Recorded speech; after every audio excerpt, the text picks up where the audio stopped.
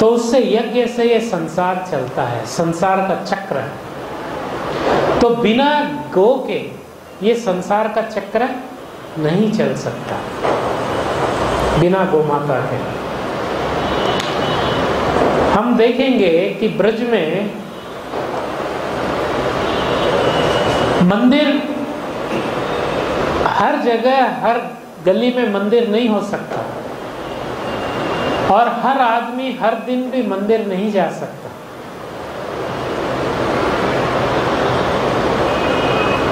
तो भगवान ने सारे स्वयं अपनी स्थिति गाय के अंदर दी, और सारे देवी देवताओं की स्थिति गायों में, गाय गोमाता में स्थित किया। 33 करोड़ देवी देवता और स्वयं भगवान विष्णु और ब्रह्मा और शिव जी। इसका मतलब है कि सुबह सुबह गाय का दर्शन, जब गाय के सिंह प्रदेश का हम दर्शन करते हैं, मुखमंडल और सिंह, तो ब्रह्मा विष्णु, भगवान विष्णु, ब्रह्मा जी और शिव जी के दर्शन होते हैं। तो भगवान के दर्शन से पहले गोमाता के दर्शन का विधान है। गोमाता का दर्शन, क्योंकि ये चलता फिरता मंदिर है। गोमाता का दर्शन और भगवान का चरणामृत जो है, गोमूत्र जो है, वो भगवान के चरणामृत तुल्य या चरणामृत से भी उसका महत्व ज्यादा है, क्योंकि भगवान का जो चरणामृत होता है, अभिषेक होता है, बिना पंचगव्य के नहीं होता। तो भगवान का चरणामृत बनाना है तो उसमें भी पंचगव्य चाहिए। तो जो गोमूत्र है, गोमूत्र में गंगा, स्वयं गंगा माता की स्थापना है, गंगा जी की स्थापना गोमूत्र में है।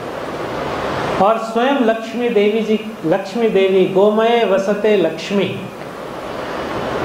गोमय गोबर में लक्ष्मी देवी, उनकी स्थापना है। तो अगर हम शास्त्रिक विधान देखते हैं, अगर हम सृष्टि का विधान देखते हैं, तो मनुष्य को बनाया गया है हर समय गाय के साथ में रहने, उठने, खाने, बैठने, हर मनुष्य के कार्यकलाप में गाय की संगति बताई गई है। अभी जैसे स्वाइन फ्लू चला हुआ है, स्वाइन फ्लू कभी नहीं आ सकता जो गायों की सेवा में लगे हुए हैं, गायों का गोबर और गोमूत्र धोने में। जब प्लेग, हैजा और टीबी होता था, बीमारियां उस समय भी थी, अब भी हैं। जो गायों के साथ काम करते थे उनको कभी ये बीमारियां नहीं होती थी। एंटीसेप्टिक है, ये तो वैज्ञानिक बात है। इसलिए हमारे घरों में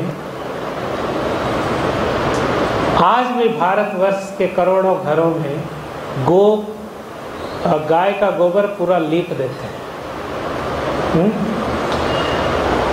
शास्त्र कहते हैं हमारा गोबर छूने से नहाना है कि नहीं। जब भी हम शौच के लिए जाते हैं, शौच के लिए जाते हैं तो हम स्नान करते हैं, हमारा गोबर छूने से नहाना पड़ता है, स्नान है। और गाय का गोबर छूने से शुद्धि है।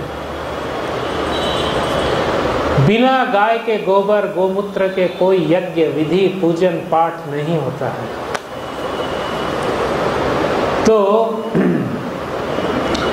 कितना महत्वपूर्ण गाय, कितनी महत्वपूर्ण प्राणी है, सृष्टि का आधार है। निरुक्ति, जो संस्कृत की डिक्शनरी है, निरुक्ति कोश है, निरुक्ति कोश में गौ शब्द के 2 अर्थ बताए गए हैं। गौ शब्द का पहला अर्थ है पृथ्वी और दूसरा अर्थ है गाय।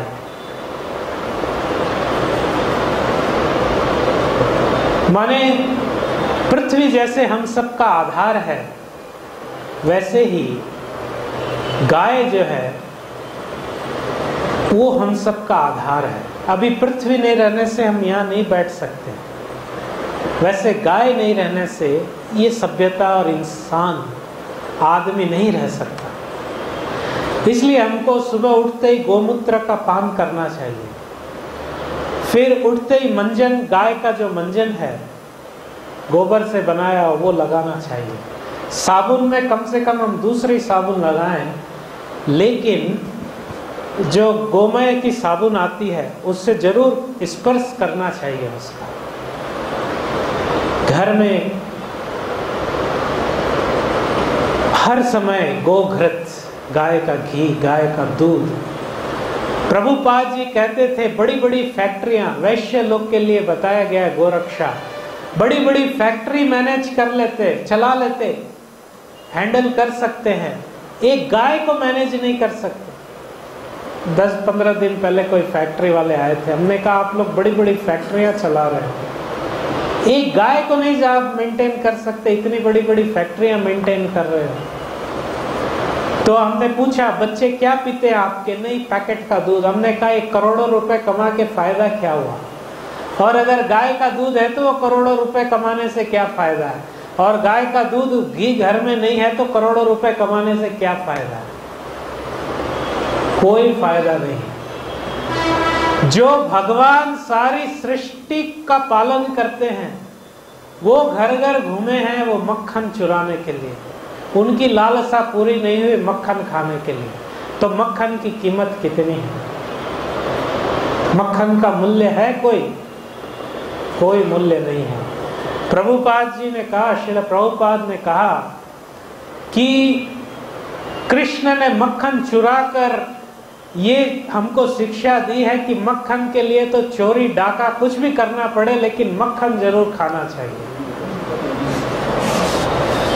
जो समस्त सृष्टि को खिलाता है वो भूखा होकर मक्खन के लिए घर घर ढूंढ रहा है और गालियां और डंडे खा रहा है। भगवान किस लिए उन्होंने ये लीला करी मक्खन चोर, कि मक्खन इतना जरूरी है, नहीं मिले तो चोरी कर कर भी खाओ इसको। ऋणम कृत्वा घृतम पिबेत यावत् जीवम सुखम जीवेत। बैग बोरो स्टील अंग्रेजी में कहते हैं। कैसे भी मक्खन नहीं मिले तो कैसे भी खाना है, चोरी डाका करके। तो बिना मक्खन कहाँ मक्खन है? कहाँ मक्खन है? जितना घी आ रहा है 90% में गाय की चर्बी से बनता है, वो घी मिला हुआ है 90%। कहाँ घी बचा हुआ है? गाय नहीं है, जानवर नहीं है, कहाँ से ये घी आ रहा है? हर दुकान में शुद्ध घी, हलीम 100% शुद्ध घी हर हलीम के सामने लिखा है। अरे वो तो चीज ही अशुद्ध है, उसमें शुद्ध घी और शुद्ध ड्राई फ्रूट डाल के करोगे। जैसे मल, शुद्ध घी से मल कुकिंग किया, अरे वो तो है ही गंदगी, उसमें शुद्ध अशुद्ध क्या होगा? हाँ, हर जगह बोर्ड लगा दिया था। तो कहीं शुद्ध नहीं है, कहीं गो सेवा नहीं है, हाँ? कहाँ से शुद्ध आएगा? वो सब गंदगी है। जितना घी हम लोग खा रहे हैं सब गाय की चर्बी खा रहे हैं। हम लोग कहते हैं ना हम वेजिटेरियन हैं, भूल जाइए, कोई वेजिटेरियन नहीं है। हाँ, हम हिंदू है, गर्व से कहो हम हिंदू है, हम गाय नहीं खाते, या हम कृष्ण भक्त हैं, हम इस्कान। गाय आप कैसे नहीं खाते? सुबह शाम दोपहर 6 टाइम गाय खाते हो। जो घी है, पूना इंस्टीट्यूट में टेस्ट हुआ है, हमारे पास रिपोर्ट है, 80% भारत के घी में गाय की चर्बी है। जब पहली बार पकड़ी गई थी आज से 30-35 साल पहले तो हंगामा हुआ था। अभी किसको फुर्सत भी नहीं है। टीवी में बताया था बड़े बड़े कड़ाहे चढ़ रहे हैं और जानवर कटे हुए पड़े हैं और चर्बियां बॉयल हो रही है और सब शुद्ध घी में जाता है।